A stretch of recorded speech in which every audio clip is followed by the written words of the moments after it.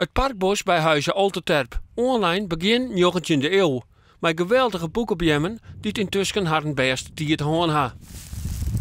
Zo, hier hebben we nog zo'n bjemmengroep, die is totaal vertutten. Is, dit is een van de mooiste groepen hier, de 12 apostolen. Dus die in de fjouwer, dan is het trail is erom, fjouwer is erom. En de rest is er ook al instort. En die laatste fjouwer, nou dat wordt ik niet zien meer, dan is die ik om. Dus we willen die graag naar je groep hebben. Jaap Stienstra ziet het met ondernemers en eigenaars van de Zo'n Boetenpleetsen naar een oplossing.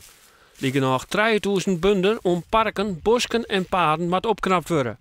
Doel is om vrijwilligers in te schakelen, want de soortjild is er net. De vrijwilligers kennen van alles dwan.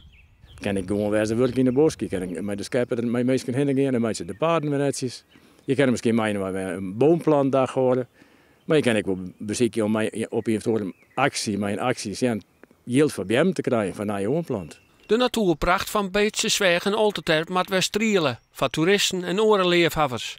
Als er niet gebeurt, komt dat net goed. Als je er niks aan doet, dan hou je op lijst, hou je alleen maar door een elzenbosje of een moerasbosje achter een soort jungelachtig gebied. En dat is net mooi voor de mensen om in te zien. En dat is ik net wat past bij die mooie wenning die er staan en bij de mooie omgeving.